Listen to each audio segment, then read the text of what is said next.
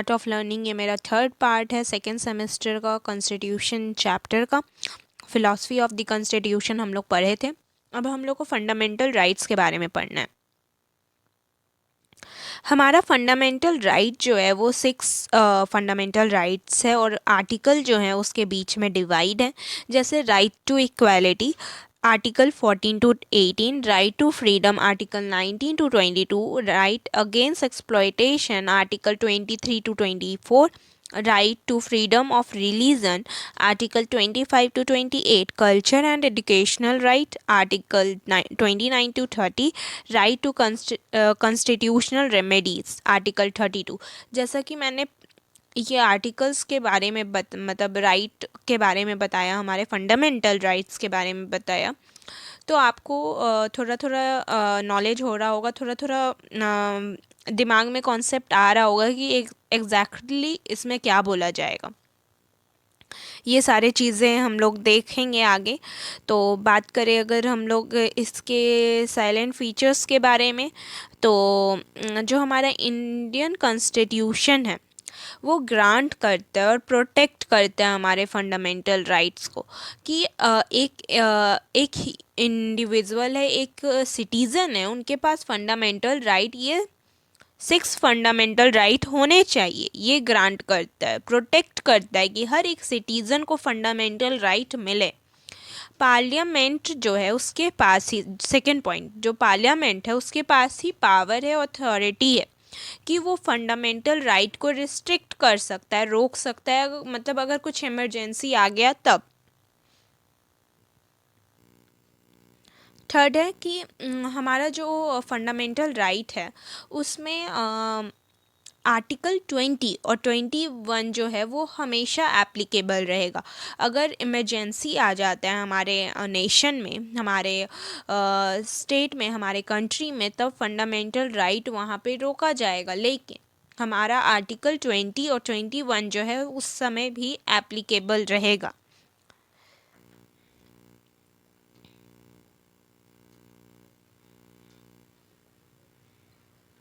और जो हमारा कॉन्स्टिट्यूशन है वो बोलता है कि इंडिविजुअल जो है वो सुप्रीम कोर्ट, मतलब हम अब सुप्रीम कोर्ट के तरफ डायरेक्टली मूव कर सकते हैं अगर उनका वॉयलेशन होगा, मतलब उनके राइट के अगेंस्ट कोई रिस्ट्रिक्शन, मतलब वर्क होगा, या फिर वो अपने राइट को एंजॉय नहीं कर पा रहे, या किसी भी तरह का अगर वो डिफ़िकल्टी सह रहे हैं कि मेरा फंडामेंटल राइट जो है वो यूज़ नहीं हो रहा है, हम यूज़ करना चाहते हैं तब भी नहीं यूज़ हो रहा है, तब वो सुप्रीम कोर्ट की तरफ मूव कर सकते हैं और अपने राइट को गेन कर सकते हैं।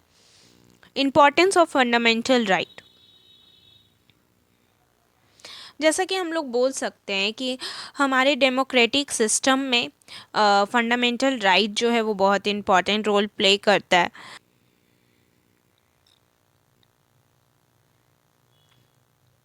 और जो हमारा फंडामेंटल राइट है वो सोशल जस्टिस और इक्वालिटी को इस्टेब्लिश करता है कि हर एक सिटीज़न के पास फंडामेंटल राइट है, right to equality, religion, education.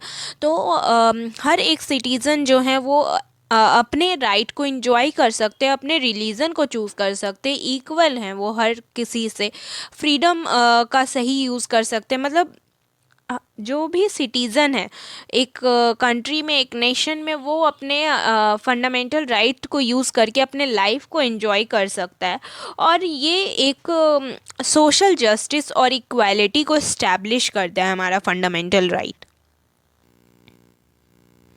और फंडामेंटल राइट जो है वो भी ध्यान रखता है कि हर एक इंडिविजुअल के लिबर्टी सही से अपने लिबर्टी को यूज़ करने का मौका मिले। ये नहीं कि कुछ भी रिस्ट्रिक्शन उनके ऊपर लगे, रिस्ट्रिक्शन वहीं लगेगा जहाँ एप्लीकेबल होगा। एक नॉर्मल सिटीज़न के साइड जो भी राइट्स आएंगे वो सारे उनको मिलेंगे, इस चीज़ का ध्यान रखता है वो। अगर हम बात करें right to equality article 14 to 18, तो ये क्या बोलता है? ये बोलता है कि हर एक इंसान जो है वो इक्वल है। मतलब अगर हम कॉन्स्टिट्यूशन का बात करें तो हमारे कॉन्स्टिट्यूशन में ये चीज़ मेंशन है कि हर एक इंडिविजुअल जो है वो इक्वल है। कोई डिस्क्रिमिनेशन नहीं होगा, कोई भेदभाव नहीं होगा किसी भी कास्ट, रिलीजन, रेस, ये सारी चीज़ों को लेकर हर एक इंसान को इक्वल ट्रीट किया जाएगा। अगर हम बात करें एम्प्लॉयमेंट अपॉर्चुनिटी, मतलब जो गवर्नमेंट होगी वो हर एक इंसान को इक्वल एम्प्लॉयमेंट, इक्वल अपॉर्चुनिटी देगी, और उनके अगर किसी भी तरह का डिस्क्रिमिनेशन होगा तो उसके अगेंस्ट एक्शन लेगी। Right to freedom, Article 19 to 22. Freedom is a fundamental value in democratic society, and the Indian Constitution grants various aspects of freedom of to its citizen। जैसे कि हमें पता है फ्रीडम ऑफ स्पीच, आप अपने बातों को रख सकते हैं, आप अपने एक्सप्रेशन को बता सकते हैं कि मुझे ये चीज़ नहीं पसंद, मुझे ये चीज़ पसंद है, एक्सप्रेस कर सकते हैं आप। मतलब बोला जा रहा है कि सारे जितने भी तरह का फ्रीडम होता है वो सारे आपको मिलेंगी, ये राइट टू फ्रीडम के अंदर आता है।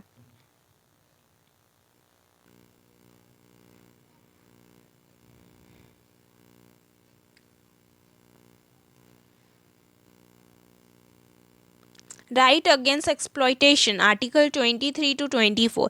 The right against exploitation encompasses the prohibition of activities like human trafficking, forced labor, and employment of the children in, मतलब बोला जा रहा है यहाँ पे कि राइट अगेंस्ट एक्सप्लॉयटेशन मतलब किसी भी इंसान को फोर्सली कोई भी वर्क करने के लिए हम लोग मजबूर नहीं कर सकते। अगर ऐसा होगा तो फिर वहाँ पे हमारा जो फंडामेंटल राइट है वो वर्क करेगा।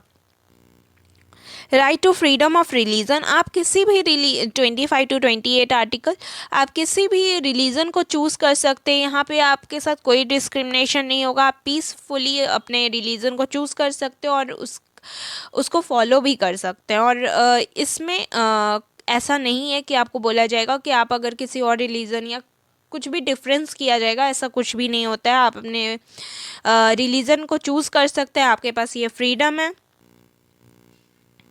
Culture and education right, culture and educational right protect the interest of the religious culture and बोला जा रहा है यहाँ पे कि अगर आप किसी भी कल्चर को फॉलो करते हैं, अगर मतलब आप तो उस चीज़ को आप अपने इंटरेस्ट के हिसाब से आप उस तरफ मूव कर सकते हैं। अगर आपका इंटरेस्ट किसी कल्चर पे है और वो आपके सोसाइटी से अलग है, लेकिन आपका इंटरेस्ट उस कल्चर पे, तो आप उसकी तरफ मूव कर सकते हैं, यहाँ पे आपको रोका नहीं जाएगा।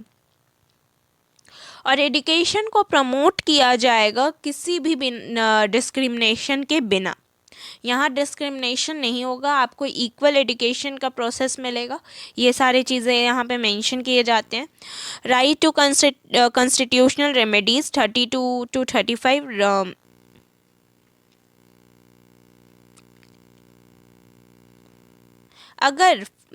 अगर हमारा फंडामेंटल राइट जो है वो हार्म होगा, वॉयलेट होगा, तब यहाँ पे एक्शन लिया जाएगा।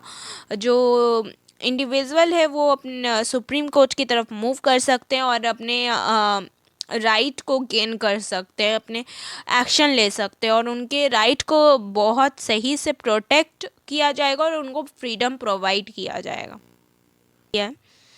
इसमें हम बात करेंगे कि फ़ंडामेंटल ड्यूटीज़ होता क्या है। जो भी हमारे फंडामेंटल, जैसे हमें फ़ंडामेंटल राइट्स मिले हैं वैसे ही हमारी फ़ंडामेंटल ड्यूटीज़ है कि हम अपने कॉन्स्टिट्यूशन का रिस्पेक्ट करें, हम अपने नेशनल फ्लैग का रिस्पेक्ट करें, हम अपने कंट्री का रिस्पेक्ट करें, हम एक सही नागरिक वाला काम करें, हम इनलीगल वर्क ना करें। ये सारी चीज़ों पे फंडामेंटल ड्यूटीज़ बोलता है कि आप का एक सिटीज़न हैं आप अगर, तो आपका क्या क्या काम है और आपको किस तरीके के ड्यूटीज़ को निभाना है। जो हमारा फंडामेंटल ड्यूटीज़ जो है वो रशिया के कॉन्स्टिट्यूशन से इंस्पायर होके लिया गया था और हमारा जो फंडामेंटल ड्यूटीज़ है वो फोर्थ पार्ट फोर्थ ए में मेंशन है, 42nd अमेंडमेंट एक्ट 1976।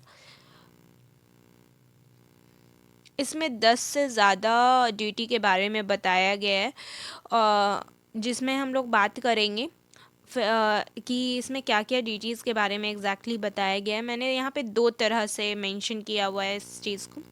पहला है कि जो लिस्ट है वो मैंने थोड़ा रिटन फॉर्म में लिखा है, और मैंने सेकेंड वाले में आर्टिकल के साथ बताया है इस चीज़ को। एक सेकेंड।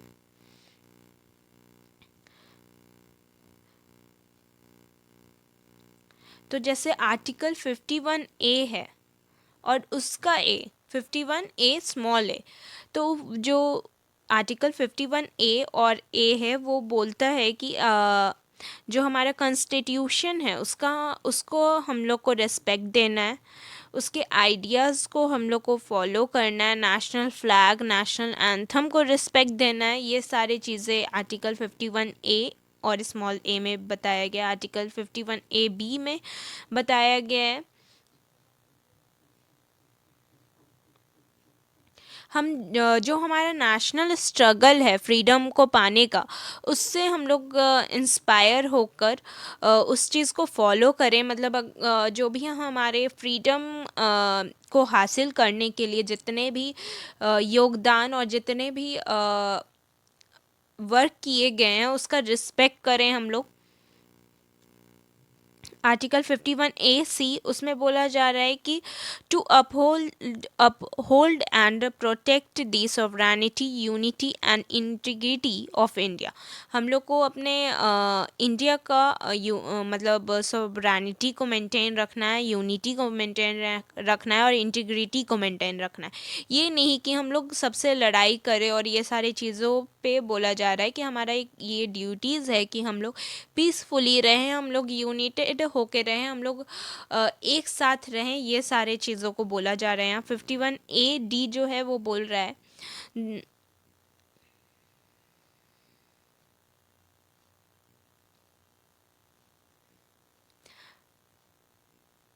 अगर हम लोग को अपने कंट्री को डिफेंड करना है तो हम लोग नेशनल सर्विस दे सकते हैं।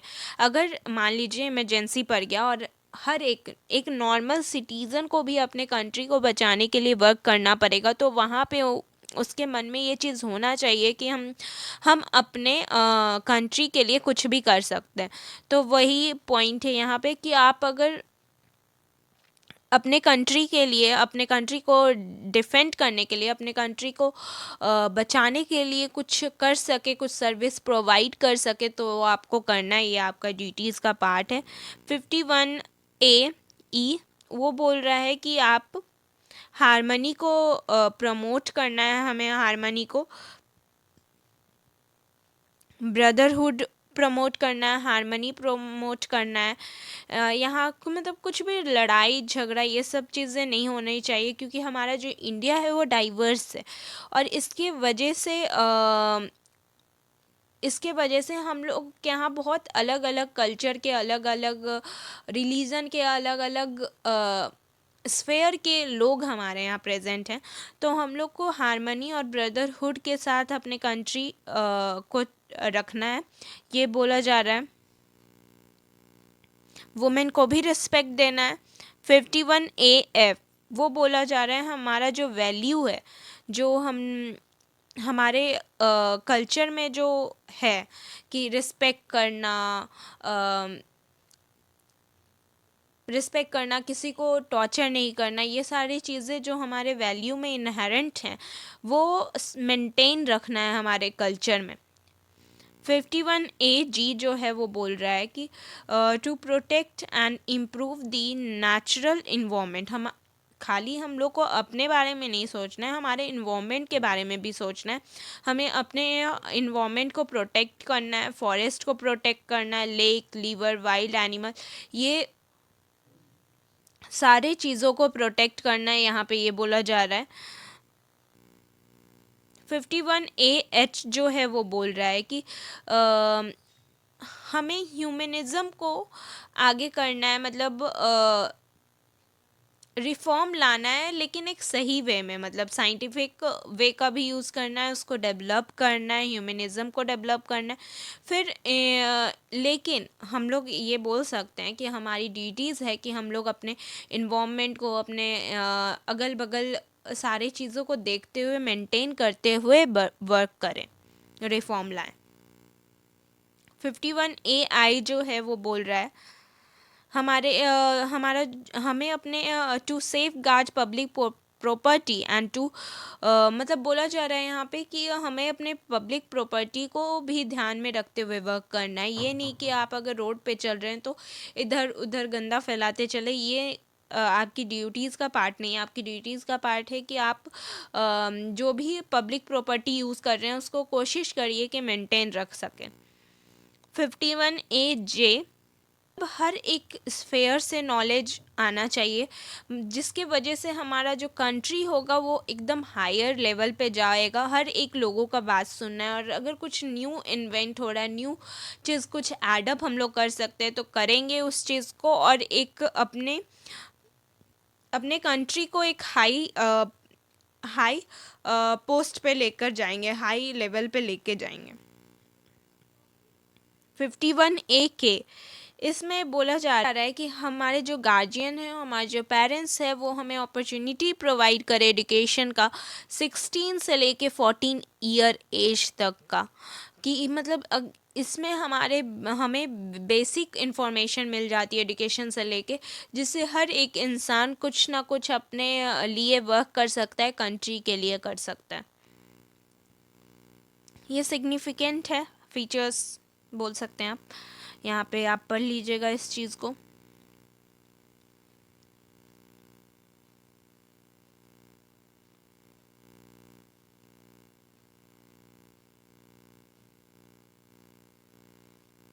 ये मैंने एक्स्ट्रा पॉइंट दिया है, आप लोग प्लीज़ इसको रीड आउट कर लीजिएगा तो आपके लिए हेल्पफुल होगा ये।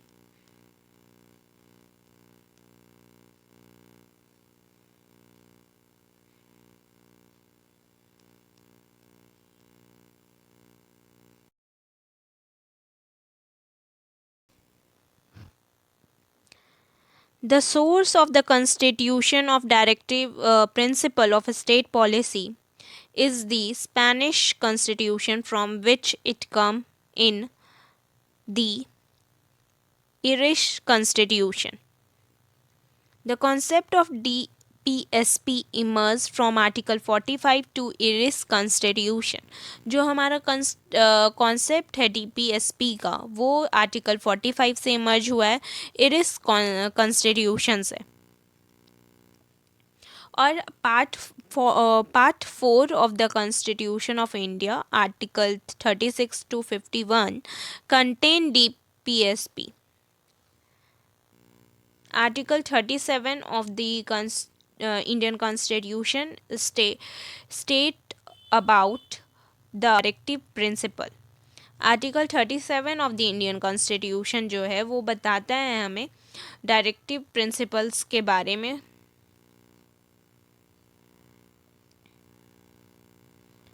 This principle aim to ensure socio-economic justice to the people and establish India as a welfare state।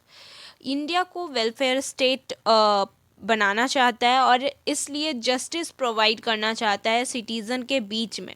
Article 37 बोल रहा है इसमें। फंडामेंटल राइट और DPSP वर्सेस DPSP का अगर बात करें, unlike the fundamental right, the scope of DPSP is limitless and it protect the right of the citizen and work for macro level। अगर हम बात करें कि जो फंडामेंटल राइट है वो हर एक सिटीज़न के बारे में बोलता है, कि हर एक सिटीज़न के पास ये राइट है, और वो उस राइट को यूज़ करके अपने लाइफ को एंजॉय कर सकते हैं, अपने फ्रीडम को एंजॉय कर सकते हैं। और जो DPSP है वो पॉलिसीज़ और लॉज को बनाता है कि हमारे कंट्री में कैसे हर चीज़ वर्क करे। जो डायरेक्टिव प्रिंसिपल है वो अफर्मेटिव डायरेक्शन को शो करता है, लेकिन जो हमारा फंडामेंटल राइट है वो लिमिटेशन लगाता है हमारे स्टेट पे।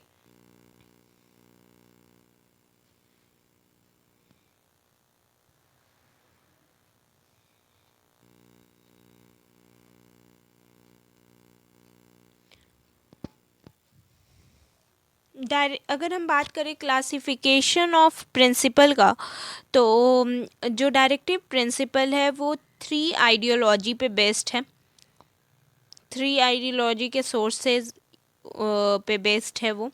पहला socialist principle, Gandhian principle, liberal and intellectual principle. Directive based on socialist principle. Article 38. The state shall strive to promote the welfare of the people by securing and protecting the social order, by ensuring social, economic, and political justice, and minimize inequality in income, status, facilities, and opportunity. ये article 38 जो है वो बोल रहा है कि state जो है, उन स्टेट को वेलफेयर प्रोवाइड करना चाहिए लोगों को, और जो हमारे इनकम के बीच में, जो हमारे जॉब्स के बीच में, जो हमारे स्टेटस के बीच में जो अनइक्वल सा जो फील होता है, वो चीज़ को ख़त्म होना चाहिए, इनइक्वालिटीज़ को कम करना चाहिए, एक बैलेंस वे में हमारा स्टेट रहे, इस पे वर्क करना चाहिए। Article 39. The state shell in particular direct its policies toward securing right to an adequate means of livelihood to all the citizen। मतलब यहाँ बोला जा रहा है, आर्टिकल 39 है वो बोल रहा है कि हर एक इंसान को एक जो नॉर्मल लाइफ होता है इंसान का, उसको जीने का हक है उनको, कि अपने लाइवलीहुड को, अपने डेली नीड्स को वो फुलफिल कर सके बिना किसी प्रेशर के।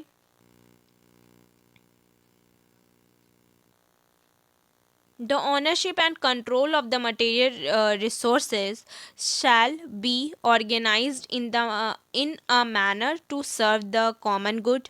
हर एक इंसान को कॉमन गुड सर्व करना चाहिए ताकि वो अपने नीड्स को फुलफिल कर सके। द स्टेट शैल अवॉइड, मतलब जो हम एक के हाथ में हम वेल्थ को सौंप देते हैं, मतलब एक ही कामयाब होगा, ऐसा वाला जो पॉइंट होता है वो चीज़ नहीं होना चाहिए। ये पॉइंट बोल रहा है। Equal pay for equal work का कॉन्सेप्ट है मैन और वुमेन दोनों के लिए, कि अगर हम बात करें तो हम लोग देखते हैं वेजेस में वुमेन जो हैं उनको कम वेजेस मिलते हैं मैन के हिसाब से, लेकिन ऐसा नहीं होना चाहिए, आर्टिकल 39 हमारा बोलता है। जो हेल्थ है हमारे वर्कर का, उसको भी ये प्रोटेक्ट करता है और स्ट्रेंथ का बात करता है।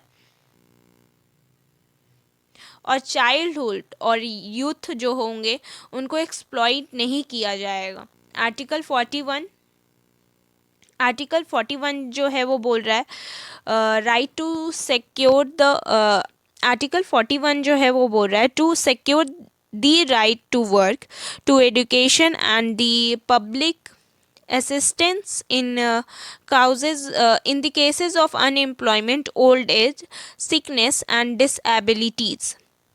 मतलब राइट को मतलब बोला जा रहा है कि वर्क को प्रोटेक्ट किया जाए। ऐसा नहीं है कि कोई अगर अनएम्प्लॉयमेंट है, अगर कोई ऐसे हैं जिनके पास जॉब नहीं है तो उनको वर्क नहीं दिया जाए, उनको वर्क मिलना चाहिए ताकि वो अपने लाइफ को जी सकें, अपने डेली के लाइवलीहुड को फुलफिल कर सकें। ये सारी चीज़ों को बोला जा रहा है। आर्टिकल 42 जो है वो बोल रहा है,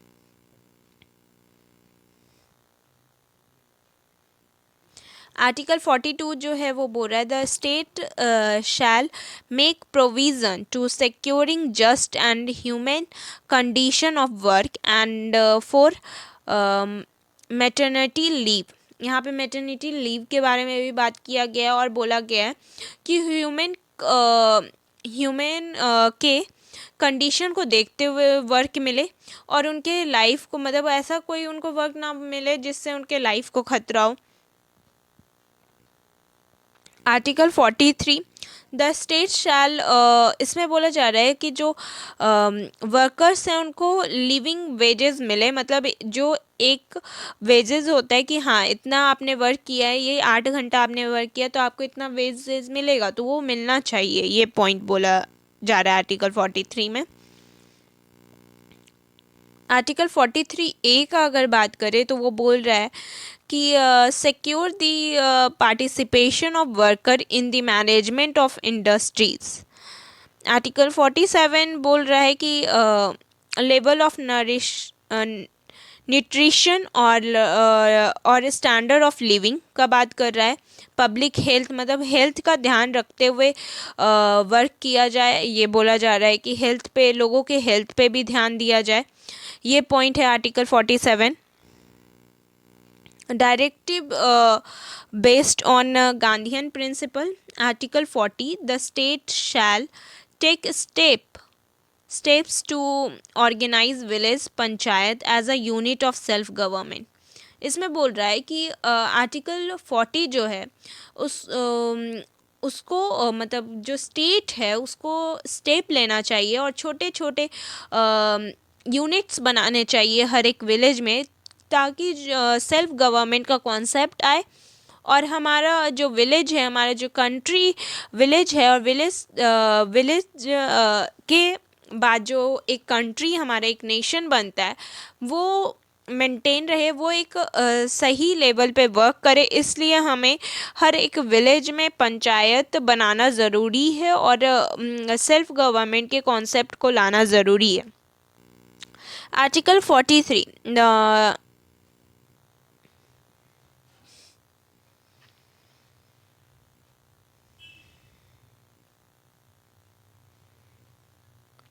बोल रहा है यहाँ पे कि प्रमोट करना चाहिए हमें कॉटेज इंडस्ट्रीज़ को on an individual and cooperative basis in the rural area. Article 33 B जो है वो बोल रहा है यहाँ पे डेमोक्रेटिक कंट्रोल के बारे में बोला जा रहा है, वॉलेंट्री फॉर्मेशन के बारे में बोला जा रहा है, ऑटोनॉमस फंक्शनिंग के बारे में बोला जा रहा है यहाँ। आर्टिकल 46 जो है वो बोल रहा है कि state shall promote education and economic interest of the weaker section of the society. मतलब बोल सकते हैं हम लोग कि स्टेट को प्रमोट करना चाहिए, एजुकेशन और इकोनॉमिक इंटरेस्ट प्रमोट करना चाहिए। वीकर सेक्शन जो हमारे सोसाइटी के हैं, वीकर सेक्शन के जो लोग हैं, जैसे एससीज, एसटीज़ और अदर वीकर सेक्शन, ये सारे इन सारे लोगों को हमें एजुकेशन और इकोनॉमिक इंटरेस्ट प्रोवाइड करना चाहिए, ताकि वो अपने जीवन को, अपने लाइफ को जी सकें। आर्टिकल 47 जो है वो बोल रहा है कि हमें स्टेप लेना चाहिए पब्लिक हेल्थ को इम्प्रूव करने के लिए, और जो हाँ कंजम्पशन जो होता है हमारा, जो इंटॉक्सिकेटिंग ड्रिंक्स, इसके और ड्रग्स जो कि हमारे हेल्थ पे वो हार्म करता है, वो सारी चीज़ों को बंद करना चाहिए। आर्टिकल 40 उसमें बोल रहा है कि cattle and to improve their breeding, इसके कॉन्सेप्ट के बारे में है इसमें। आर्टिकल 48 है, उसके बाद आप पढ़ लीजिएगा, ये बहुत ईजी है। उसके बाद डायरेक्टिव प्रिंसिपल जो है वो हमारा लिबरल इंटेलेक्चुअल प्रिंसिपल पे कैसे बेस्ड है और क्या क्या उसमें पॉइंट है, वो हम लोग पढ़ेंगे। आर्टिकल 44 बोल रहा है कि जो स्टेट है वो हर एक सिटीज़न को यूनिफॉर्म सिविल कोड सिक्योर करेगा, मतलब यूनिफॉर्म सिविल कोड सिक्योर करेगा, और थ्रू टेरिटरी ऑफ इंडिया। और आर्टिकल 45 है to provide early childhood care and education for all the children until they complete the age of 6 year। यहाँ बोला जा रहा है कि चाइल्ड केयर प्रोवाइड किया जाएगा और एजुकेशन प्रोवाइड किया जाएगा जो भी 6 साल तक के बच्चे हैं उन लोगों को। आर्टिकल 48 जो है वो बोल रहा है to organise agriculture and animal husbandry on modern and scientific line to protect and improve the environment and to safeguard the forest and the wildlife of the country। हमें अपने वाइल्ड लाइफ और environment को protect करना है, forest को protect करना है। इस पे हमें इसके बारे में बोल रहा है आर्टिकल 48A। आर्टिकल 49 जो है वो बोल रहा है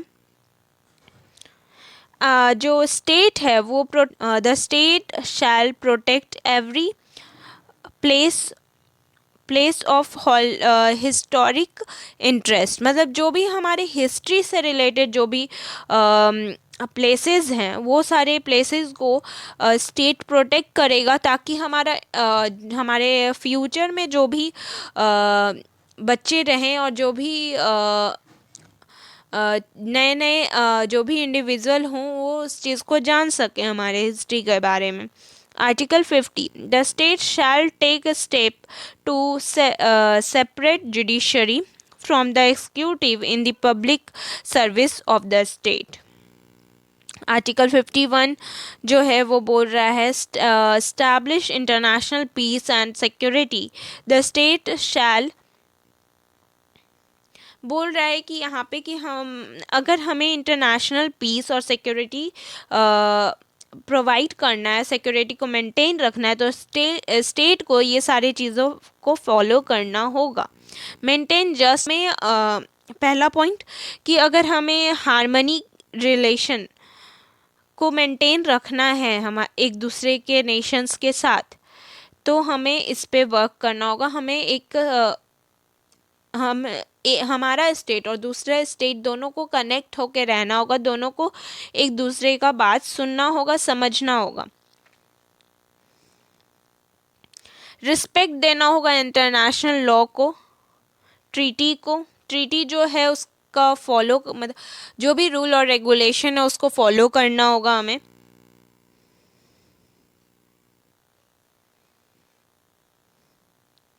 encourage settlement of international disputes by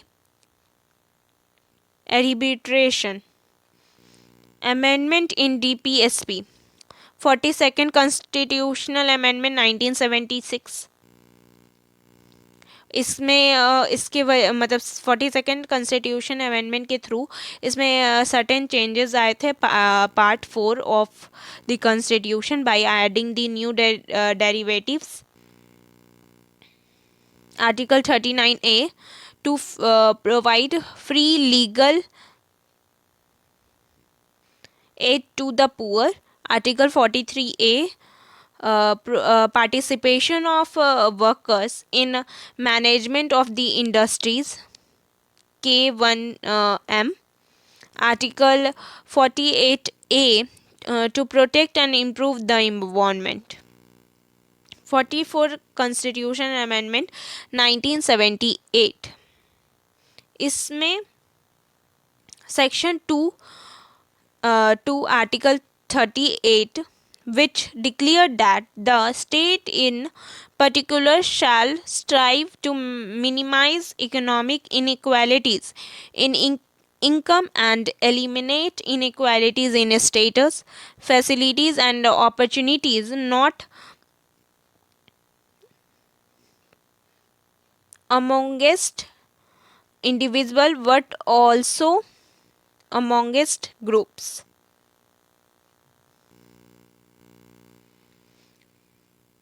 It is the eliminated the right to property. It also eliminated the right to property from the list of fundamental right।